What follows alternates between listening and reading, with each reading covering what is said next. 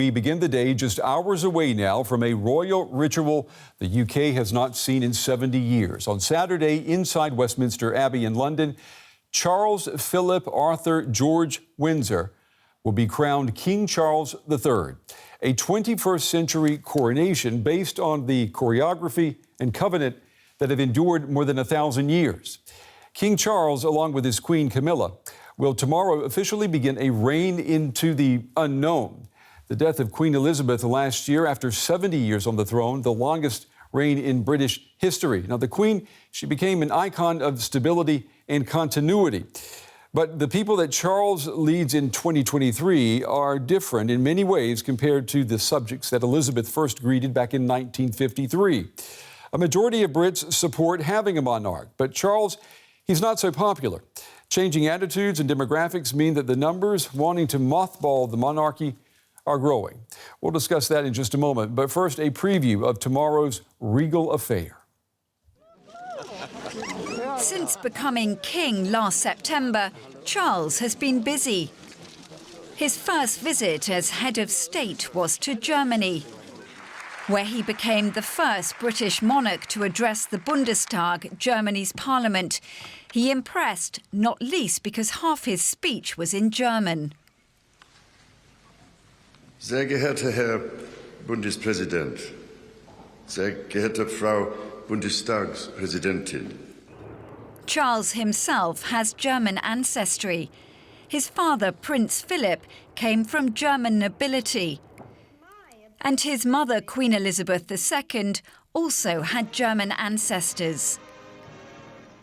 But Charles's upbringing was very much British and aristocratic.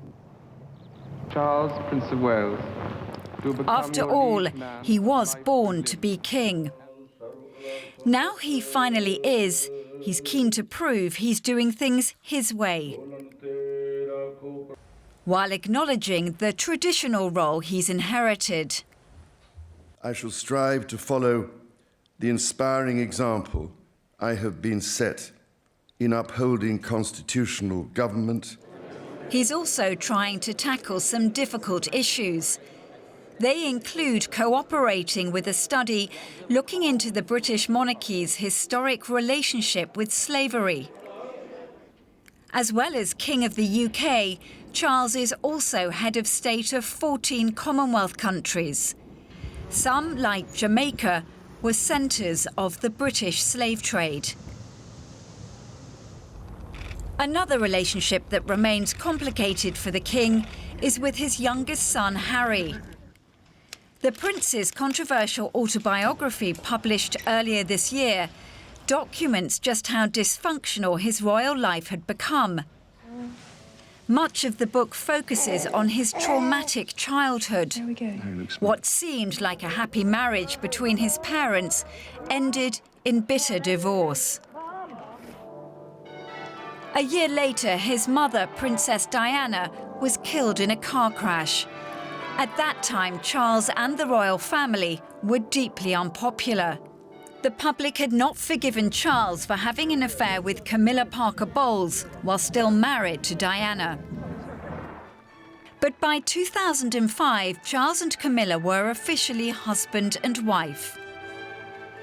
Together, they worked hard to repair their image and win over the public. Charles continued his charitable works and never gave up his environmental campaign, which he began long before it was popular. And as I've tried to indicate for quite some time, the climate crisis really is a genuine emergency, and tackling it is utterly essential. Royal protocol makes it more difficult for him to now speak out. After decades of waiting to be king, Charles knows his place. And on the eve of the coronation of King Charles III, I'm joined by two authorities on the House of Windsor, as well as the politics and people of the UK. Royal commentator Richard Fitzwilliam joins me from London, and Murray Leith, he's a political scientist who joins me from Paisley in Scotland. Gentlemen, to both of you, welcome. I'd like first to get from both of you maybe your assessment on just how popular you think the monarchy is on this eve of this historic occasion? Mr. Fitzwilliam, let me start with you. Well, I would say that this has been a difficult period for the monarchy. There's no question that, firstly, Prince Andrew in disgrace, and secondly, most particularly, with the Sussexes having essentially gone rogue. I mean, there was so much that was at stake in their relationship with the royal family, and it's gone badly wrong. But having said that, you are looking at an institution that has endured, bar the interregnum of Cromwell's protectorate in the Civil War of the 17th century, for over 1,000 years. There have been dips before, as we see in the polls with the 18 to 24-year group being against the monarchy in the majority. And I mean, if you look back in the 1990s, that was a nightmarish time, referred to in your report, for the monarchy, as the 1930s had the abdication, or the 1860s, Queen Victoria was in seclusion after Albert's death. What the monarchy offers is so important. Continuity, stability, above party politics, not what it has as power, but what it denies to others, Commander-in-Chief of the Armed Forces, Judiciary, Civil Service, and also the link with the Church, and what it has to give in terms of soft power. Okay. Professor Leaf, let me get your take on how popular do you think the monarchy is right now? Well, I think it's, like many things, it's been challenged. It's been challenged certainly by newer generations and by the younger generations. At the same time, it still has, whilst not a majority of support behind it, it has a plurality of support behind it.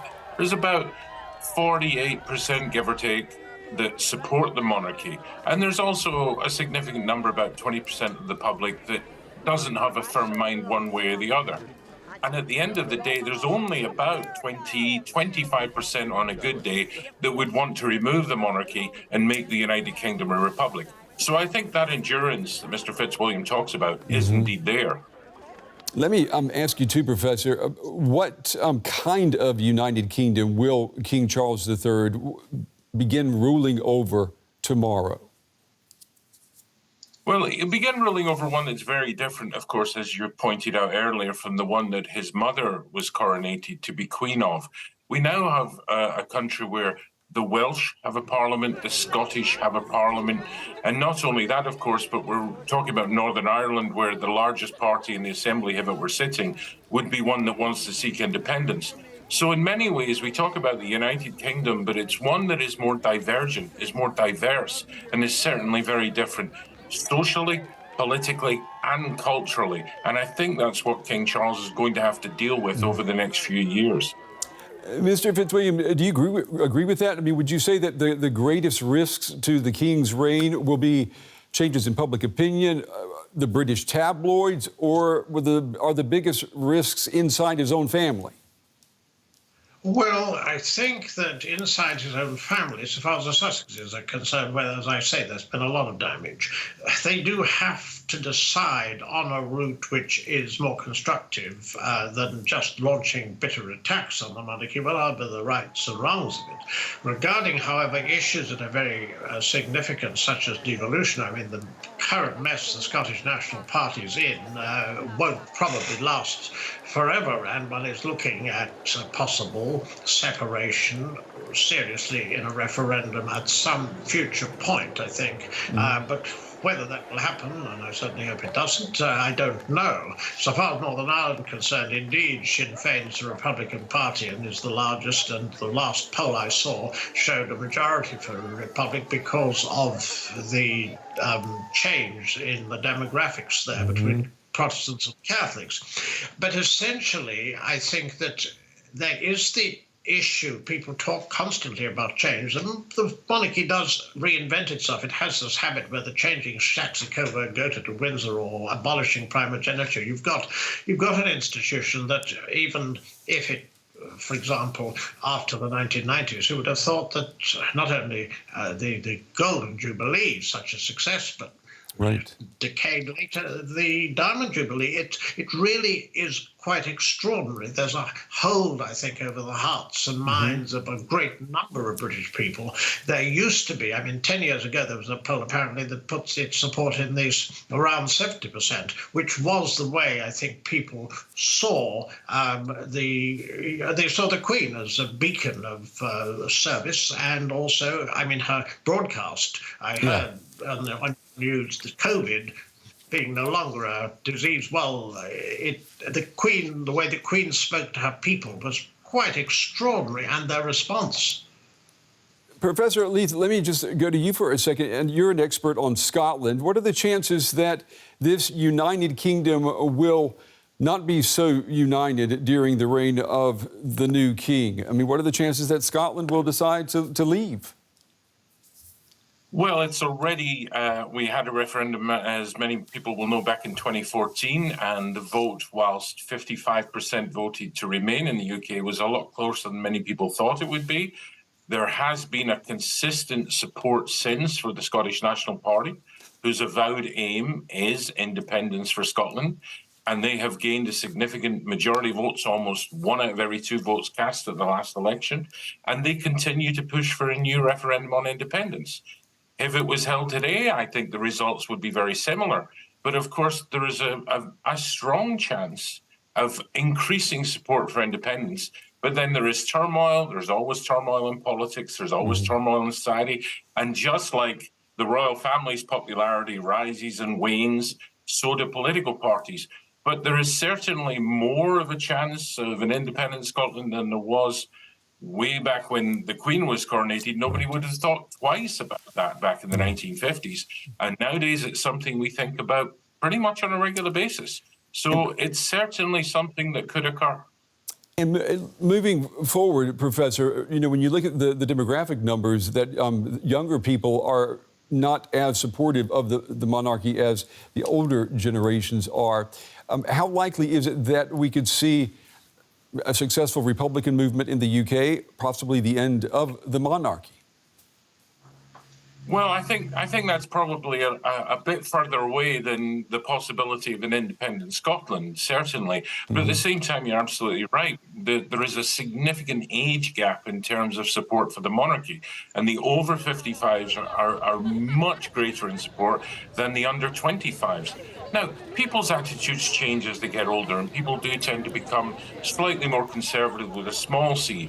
But at the same time, if these trends continue into the future, then certainly in 20, 30 years, the monarchy is going to have adjusted to a very, very different reception in terms of the British public. As we come to our final minute or two, Mr. Fitzwilliam, let me ask you, what would the UK be without the monarchy? The attention of the world tomorrow will be focused on the UK because of the crown. What would the UK be without it?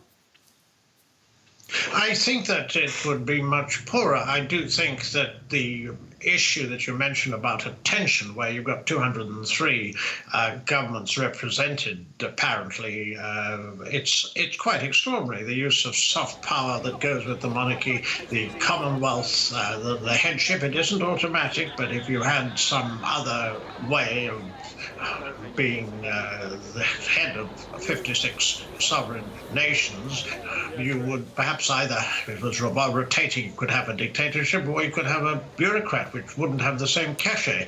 I think that as a society, I totally agree, we are changing. As people, if you're looking at the polls, as they get older, they are more supportive. I would like to see more support among the young, and we'll have to see how Charles and the royal family, and most of them are, of course, over 70, so the working royals. There's the charitable side. We haven't mentioned that, and I would mention the Prince's Trust and his environmental work, which is so important. You had a clip of it earlier. This sort of thing, I would have thought, would appeal to young people. Equally, the feel of ritual, there is a certain romance to it, and the pomp and pageantry that will be in evidence tomorrow, it does draw the attention of the world. And of course, you mentioned tabloid newspapers earlier. It draws the attention of all press everywhere. And that could be part of the way that it stays afloat as it adjusts in the coming decades to a different world. Mr. Fitzwater, I've got 20 seconds left. I'll let you get this final question. William and Kate, the next generation, how much faith do you have in them in keeping the monarchy alive? I think that they will see why it is so good for our particular unwritten constitution, remembering that Republic is a very tiny group and also a fringe, no major political party supports it. What you've got is something that has endured over the centuries, and I think that there's therefore a case, not only a historical case, but also if you don't like the monarchy, before you get rid of it, you have to choose an alternative. Now, this is a country that has taken over a century and hasn't reformed the second chamber. Yeah. Gentlemen, unfortunately, we're out of time. Royal commentator Richard Fitzwilliam and political scientist Murray Leith. To both of you, gentlemen, great discussion. Thank you for your time on this Friday night.